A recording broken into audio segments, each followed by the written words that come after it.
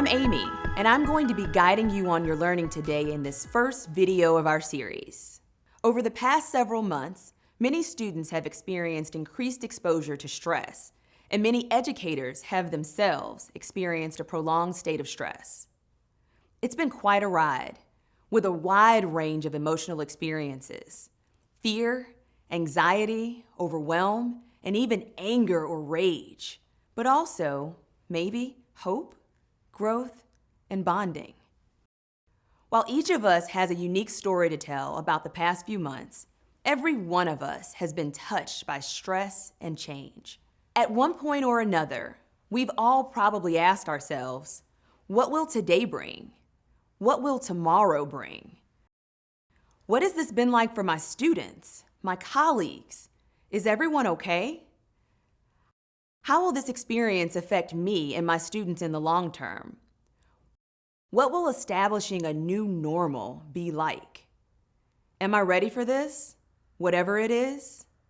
That's why the TEA has launched Project Restore, a trauma-informed training video series, which is designed to address these extraordinary and unprecedented needs by connecting you to relevant science and strategies that can help you address the emotional needs of your students, but also yourself, your colleagues, and students' families.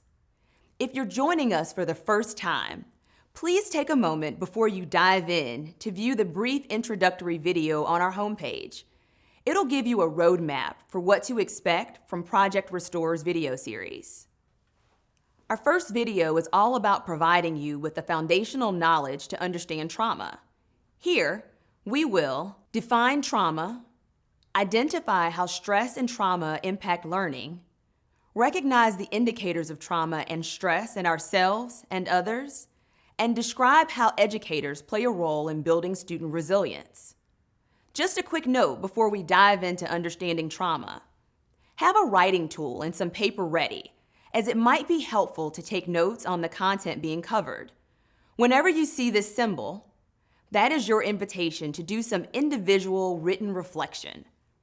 Don't forget, you can pause the video at any time. Let's get started with a reflection. What are your biggest fears and concerns in returning back to school? For yourself, for your students, and for your students' families? Take as much time as you need to jot down your answers or talk to a friend or colleague. Simply push pause and restart the video when you're ready. I bet many of you are worried about what the last few months have done to your physical and psychological health, and your students. Put simply, we're worried about trauma and toxic stress. Let's define these terms and explore how they impact brains, bodies, behaviors, and learning. Trauma refers to highly stressful experiences and the long-term harmful effects of these experiences. It can include one-time events like a car accident, witnessing a death, or a natural disaster, or more prolonged stressors like being in an abusive or neglectful home, losing a caregiver, living in poverty, or a pandemic. Trauma often involves experiences of shock, threat, overwhelm, or powerlessness. It leaves a person feeling helpless, vulnerable, or very frightened. When we encounter trauma, our bodies and brains launch a stress response to defend against whatever threat we might be facing. First, the amygdala, the area of the brain where emotions are processed, detects the threat and immediately sounds the alarm, sending a distress signal to the brain's command center, known as a hypothalamus. The hypothalamus then coordinates the body's response through the autonomic nervous system, signaling a cascade of changes. Adrenaline spikes. Then comes the stress hormone, cortisol. Other changes like rapid heart rate or breathing, dilated pupils, and trembling kick in to prepare the body to fight or flee from that threat. This is called our fight or flight response. And it's kind of like pushing the gas. It gives our bodies quick energy to deal with what's in front of us. But when fight or flight doesn't bring sufficient protection, our body goes into a third stress response: freeze. This is more like slamming on the brakes and could look like immobilization, collapsing, shutting down, or zoning out. When trauma and stress is experienced in childhood, these experiences are referred to as adverse childhood experiences, or ACEs. Trauma, prolonged stress, and ACEs can all lead to the development of toxic stress. Toxic stress occurs when our body's stress response, which functions very effectively in small doses, is activated excessively, creating a wear and tear effect on the body and brain. Just think about what would happen if you revved your car engine for days, weeks, or months at a time. That's what toxic stress does. It wears us down. That stress response, which again, was only supposed to be this short-term, quick fix to help us out when in danger, becomes embedded into our biology, impairing our physical, mental, and emotional health, growing parts of the brain that make us more reactive, and shrinking parts of the brain related to memory and learning. Let's dig a little deeper to understand each of these ways that trauma and toxic stress impact the brain, body, behavior, and learning. Toxic stress causes the stress hormone cortisol to flood our bodies and brains. This weakens the immune system, leading to more susceptibility to illness or disease, making attending school, whether virtually or in person, more challenging and adding to the burden carried by children who have experienced adversity. Like a crack in the foundation for lifelong thriving, toxic stress can also impair mental health and emotional well-being, leading to more depression, anxiety, and difficulties with self-regulation. Toxic stress also makes a person more reactive emotionally. After trauma, the brain becomes very interested in protecting itself, and so it begins to see more things as threatening. Imagine if you were bitten by a snake. Your brain, in the future, would perceive anything snake-like as a snake, just in case. So, if you're walking in the yard and see a water hose, your brain quickly says, "Snake! Get out of the way!" Technically, your brain is wrong, and yet your reaction makes a lot of sense in light of your past trauma. The brain's essentially reliving the story of the trauma, along with all of the same feelings of fear or powerlessness, anytime it's reminded of the traumatic experience. These reminders can be in the form of people, places, times of day, sounds, sensations, virtually anything related to the original experience, and suddenly a person is right back in the trauma. A more reactive brain is a more protective brain. But the problem is that higher reactivity and less accurate threat perception make everyday life and relationships quite challenging because you may frequently misread emotional cues and situations, leading you to react more strongly than you need to. For example, a student who experienced chronic hunger early in life may be triggered by any slight sensation of hunger. In the classroom, they may get highly anxious around snack time, asking the teacher over and over again about when it's coming, and perhaps even becoming upset or hoarding food. Or a child who has had stressful learning experiences may become heightened by simply walking through the classroom door, reacting by sitting down, putting their head on a desk, and not responding to the teacher when spoken to. Finally, toxic stress impedes play, exploration, and learning. Here's why. When we are focused on managing threat, we're operating in what Dr. Dan Siegel calls our downstairs brain, the part of our brain dedicated to survival. But in order to learn, we need to be in our upstairs brain, the cortical area of our brain, where we learn, problem solve, show empathy, make decisions, and regulate our brain and body. With enough trauma and toxic stress exposure, brain structures related to learning, memory, and attention shrink. So on the surface, as teachers, you may see a student getting easily frustrated and wanting to quit. But internally, this student is likely experiencing an overwhelming feeling of, "I can't," because their abilities are just not matching up to the demands of learning due to their exposure to toxic stress. Let's review. So far in this chapter, we have defined trauma, identified how trauma and toxic stress impact brains, bodies, behavior, and learning. Clearly, toxic stress has a tremendous impact on our brains, bodies, behaviors, and most importantly to you as educators, it hurts learning and can show up in the classroom in a million different ways. If you're feeling overwhelmed by all this, that's normal. Let's go ahead and take a breather to recenter ourselves. Start by rolling your shoulders down your back, closing your eyes, and taking in one deep breath. 1, 2, 3, 4, 5, 6. And now slowly let this breath out, releasing tension in your shoulders and face. 1, 2, 3, 4, 5, 6. Let's repeat.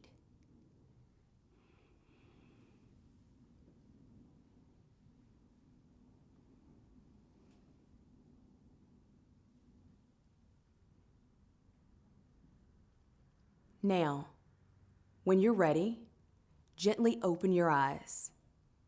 This is a lot to take in, and maybe the thought of taking this on feels overwhelming.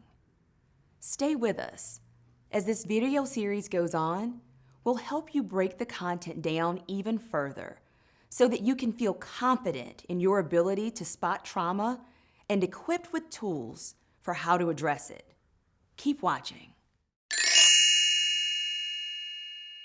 So far, we've learned about the far-reaching effects of trauma. Let's now dive deeper to understand how stress and trauma impact different students differently. Take a look at this spectrum of stressful events. On one side, you'll see lower stress events, like the first online test after school shut down. This experience may be a little stressful. On the other side of the spectrum, we have higher stress events, like experiencing hunger, violence, or neglect, which can be considered traumatic experiences.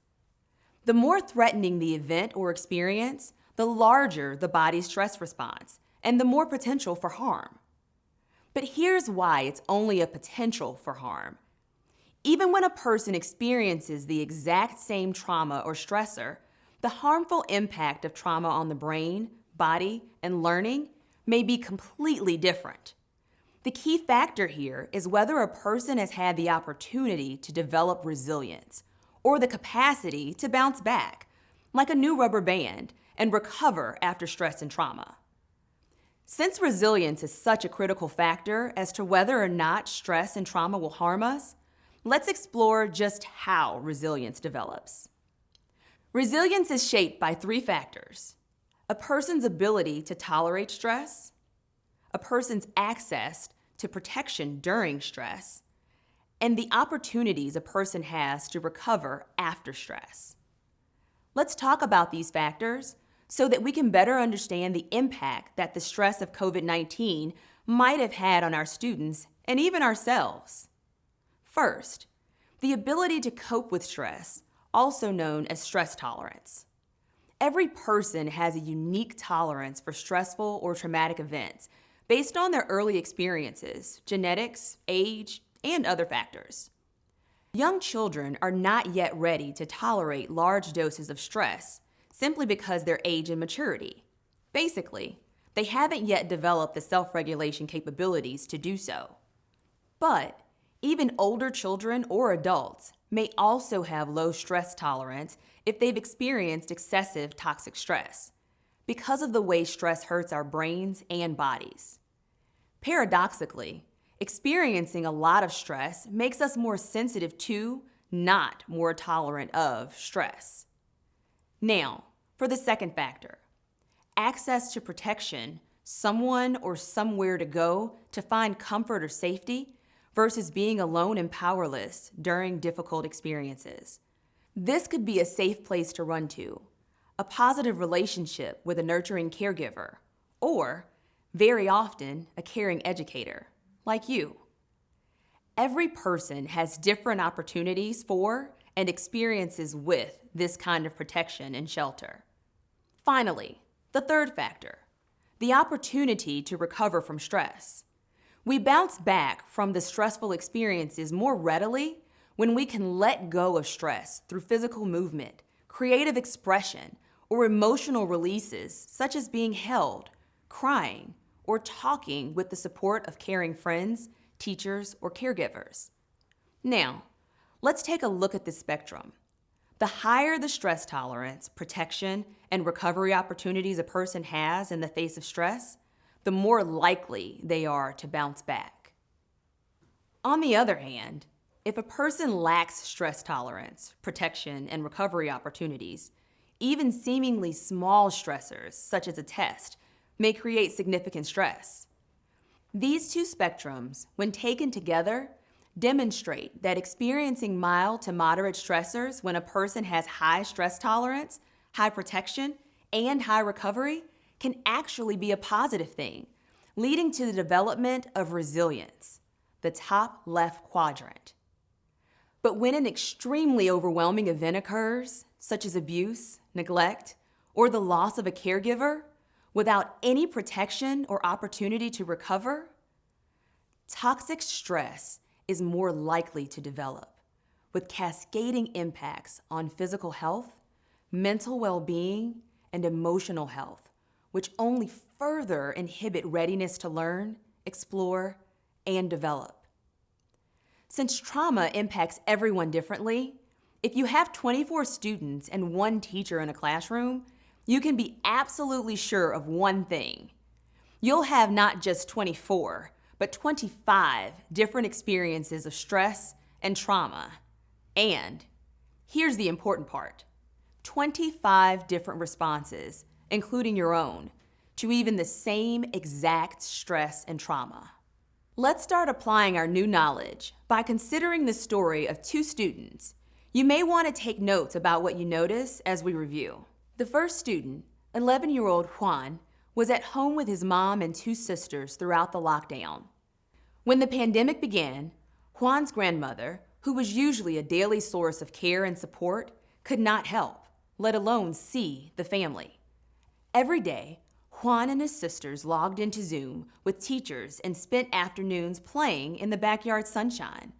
Juan missed his friends, but also had a good time learning how to cook new things with his mother. Not seeing his grandmother was very difficult for Juan. This sudden loss of daily contact made him sad, and he worried about his grandmother. But he, his mom, and his sisters would cuddle together on the couch as they FaceTimed with their grandmother every day. They even started setting a place for her at dinner and having her join on the phone. While still very sad, Juan knew he had a place to talk about his feelings whenever he needed, and he began to feel better each day and continued to learn through remote instruction. Take a moment now to think about Juan's experience with trauma during COVID. Will he bounce back? Or will he be negatively impacted by the stress?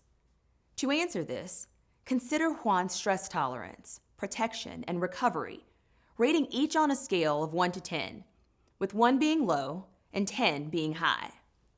Will Juan bounce back from the stress of COVID or be negatively impacted? To answer this, consider Juan's stress tolerance, protection, and recovery, rating each factor with a score of 1 to 10. Here are some reflection questions to help you. For stress tolerance, does Juan have ways to self-regulate and cope with stress? What are they? For protection, what protection did Juan have in the form of a safe person or place during stress? For recovery, has Juan had the chance to process feelings and release his stressful experiences? Use the following questions to help you rate each factor, 1 through 10. Does the student have ways to self-regulate and cope with stress? What, if any, protection did the student have in the form of a safe person or place during stress? Has the student had the ability to process feelings and release his stressful experiences? Jot down your answers and take as much time as you need. Simply push pause and restart the video when you are ready. As you probably noticed, Juan seems to have high stress tolerance, lots of protection, and space to process and recover. This lands him in the resilience zone. Our second student, 11-year-old Frances, has a different story. When the pandemic began, Frances's grandmother, who is also usually a daily source of care and support, could no longer see or help the family. Because her parents had stressful jobs outside the home, Frances spent many hours alone. Frances is a highly gifted child who struggles with attention and also previously experienced an abrupt short stay in foster care. She also has a parent who struggles with substance abuse. During COVID, Frances had a hard time keeping up and staying focused in online school. She often felt lonely and sad, missing the contact she usually had with her grandmother. As the lockdown wore on, Frances continued to stay home alone. She felt extreme loneliness, more and more fear about the pandemic and her family's stress, and was scared for her parents and her own safety. Frances began to zone out every day, watching hours of TV, but never getting enough sleep, play, or nutrition, and spending less and less time logging on for school. All of these factors, of course, impacted Frances's ability to learn through remote instruction. Now, let's think about Frances's experience with the trauma of COVID-19. Will she bounce back or be negatively impacted by the stress? Just like you did for Juan, go ahead and rate the 3 factors on a scale of 1 to 10. Here are those reflection questions again to help you assess. Jot down your answers and take as much time as you need. You probably discovered that Frances, unfortunately, had lower stress tolerance, lower protection, and less opportunity to bounce back from loss, landing her in the toxic stress zone. The takeaway here is, even though Frances and Juan experienced similar trauma, the impact or harm this trauma causes differs vastly depending on the child's circumstances. This will likely be your reality when returning to school, with each one of your students. Let's take a moment to review. In this chapter, we learned how stress impacts students in different ways. So what can you do to prepare for this? Well, first of all, stay with us. With this video, you will gain more foundational knowledge about trauma, and with each additional video, you will feel more and more equipped and ready to not only handle, but help alleviate stress and trauma. Let's take our understanding of stress and trauma one step further, with a review of the most obvious signs or indicators, so that you can begin to recognize them in yourself and your students. Behavior and physical symptoms are usually the most visible signs on this trauma and stress iceberg. Physical symptoms might include stomach aches or gastrointestinal issues, headaches, sleep disruptions, changes in eating or appetite, extreme fatigue. Behavioral symptoms, which are expressions of the survival brain being activated, might include restlessness, sudden or extreme mood swings, tantrums or outbursts, reactivity, irritability, crying, startling easily, forgetfulness, trouble concentrating, screaming, aggressive behaviors like hitting or kicking, avoidance behaviors like shutting down or zoning out, separation anxiety, withdrawal, apathy, or numbness. Emotions you might see or feel yourself as a result of the trauma and toxic stress might include sadness, hopelessness, despair, grief, shame, anxiety, or panic. As this video series unfolds, we'll talk more about how this manifests in students in both virtual or in-person school settings. But first, let's reflect on what you might be experiencing from these lists. How many indicators of trauma and toxic stress do you recognize in yourself? How have these symptoms affected your life and relationships? Take some time to do a written reflection or talk to a trusted friend about this.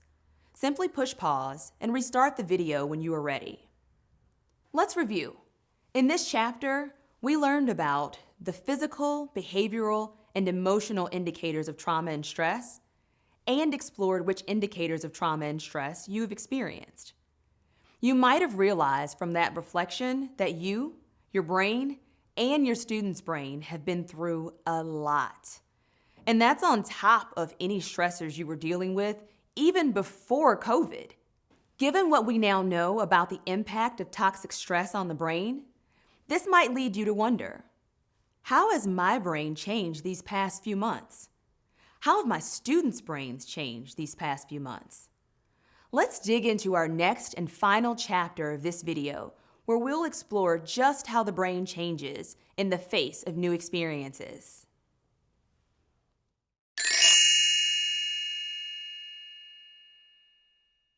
Thankfully, just as the brain adapts to danger and can be harmed, the brain can also adapt to safety and be healed.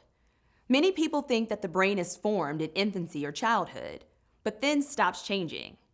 But in actuality, the brain changes throughout the lifespan and is constantly rewiring itself in response to experiences.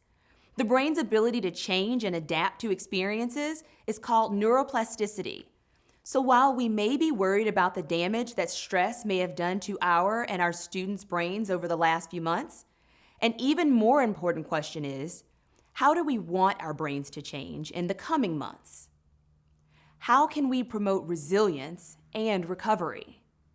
Well, healing begins in relationships where we repeatedly feel seen, safe, and soothed. Research has shown that just one supportive relationship can provide a protective buffer in the wake of trauma and stress, activating changes in the brain that promote safety, resilience, and learning. How does this work? Let's think back to the second resilience factor, protection. Protection usually comes in the form of a relationship, and in the context of trauma, this oftentimes looks like one human running to another for safety, soothing, comfort, holding, and help. Here's where the science gets really cool. Because humans are wired to connect, we have the ability to use our voice, eyes, posture, and other nonverbals to create safety for one another. Just like trauma is experienced through our senses, safety is also experienced through our senses. Warm eye contact, soothing voice, and healthy touch from a protector can calm a frightened or stressed person, bringing the body out of a stress response into the calm zone. So while unresolved trauma causes the body to stay stuck in a state of dysregulation, with the help of a secure, caring relationship, a person learns, not only can I move from distress to calm, but I can depend on relationships in the future to help me do this. A safe relationship creates resilience in the present and, incredibly, stores resilience away for the future. Because you as educators spend so much quantity and quality time with children, you are poised to make this huge long-term impact, changing the life trajectory of a child, sometimes without full knowledge or appreciation of what good you've done. Take Frances, for instance.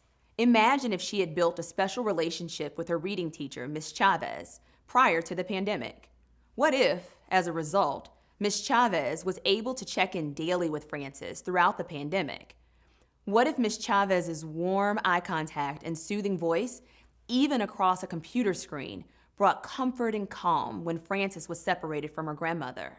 And what if Frances had been able to remember Miss Chavez's enjoyment of Frances whenever she felt sad? All of these experiences would provide a buffer to the stress that Frances would have otherwise experienced and absorbed all alone, if it weren't for her teacher. As an educator, you have likely provided this exact kind of buffer for students during and well before the pandemic, and will continue to do so as the new school year starts. These kinds of relationships are perhaps why you, as an educator, entered the field in the first place, And research confirms the powerful impact that relationships with educators have on students' long-term well-being. In fact, studies have shown that resilient children and adolescents report just 1 or 2 adults that took special interest in them and became invested in their success. In other words, compassion, warmth, and love have the power to change our brains. Let's review. In this chapter, we learned about neuroplasticity and how relationships drive learning and build resilience. Many of you have been doing this for years, but maybe you are just now getting the vocabulary to describe this impact. While this is important and hopeful knowledge for you to have as an educator, at the same time, as we consider the increase in toxic stress and trauma related to COVID-19 and the ripple effects on learning, this role may bring up big or intimidating feelings for you, perhaps overwhelmed or feeling unsure of what you need to do the job, or maybe just eagerness to get back to your old life as an educator. No matter what you're experiencing, you made an important step today simply by taking time to reflect on the impacts of stress and trauma, and hopefully, you're feeling optimistic about your and your students' brains' neuroplastic capabilities. You may also be wondering, what do I do with all of this? As we said earlier, stick with us and keep watching. Over the next 5 videos, we will unpack relevant, practical, and feasible information and strategies to help you and your fellow educators move confidently through the next few months, navigating the heavy stress and trauma that we've all experienced, and getting back to our lives and passion as educators.